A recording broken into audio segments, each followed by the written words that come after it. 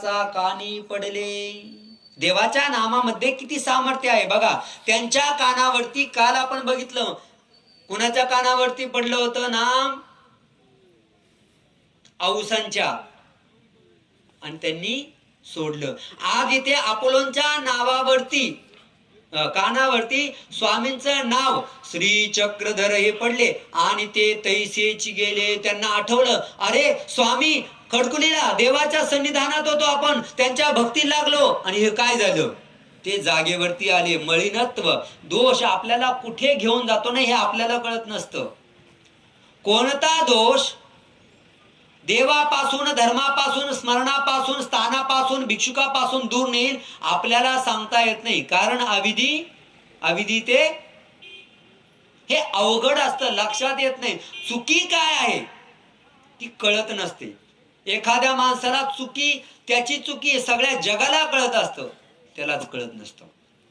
यांच्या लक्षात आलं, अवघी दैवते पाटिये घातली, टोपल्यात टाकली, पाणी आणतू घालून आले, पाण्यात टाकून आली. मग महादाईसे तया ते घेऊनी भटोबासा पासी आली. भटोबासांजवळ आल्या. तयासी भटोबासा पासून बोध झाला, हा परमेश्वर मी जीव असा बोध झाला.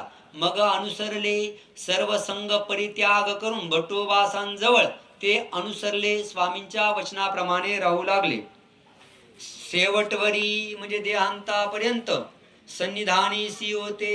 स्वामींच्या भटोबासांच्या सहवासात होते. महादाईसा थोर सुख झाले, खूप सुख झालं.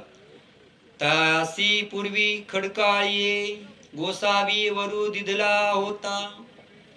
म्हणजे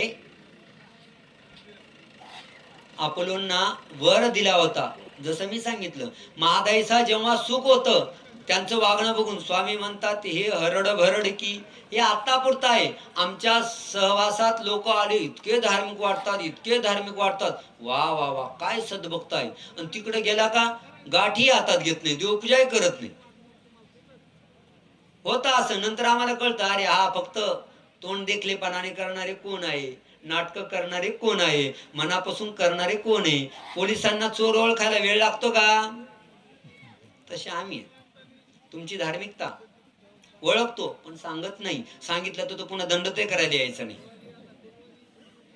म्हणून सांगायचं नसतं. ठीक आहे, तो म्हणतो बाबा एका गावाला गेलो, त्या गावात गेलो, मी सांगत असतो कुठे जर आलो, वेळ असेल, आलो जेवण केले नेला असं जमत नाही. मी येतो पण तुमचे त्या वेळेला 2, 5, 10, 50 जण जर जमत असतील, काहीतरी निरूपण होईल आणि मग मी जेवण करेल.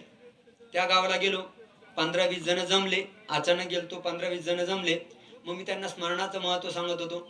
स्मरणाचं महत्व सांगता सगळे शांततेने ऐकतात. तेवढ्यात एक काका, बाबा आपण रोज स्मरण करतो बर का? वा वा वा.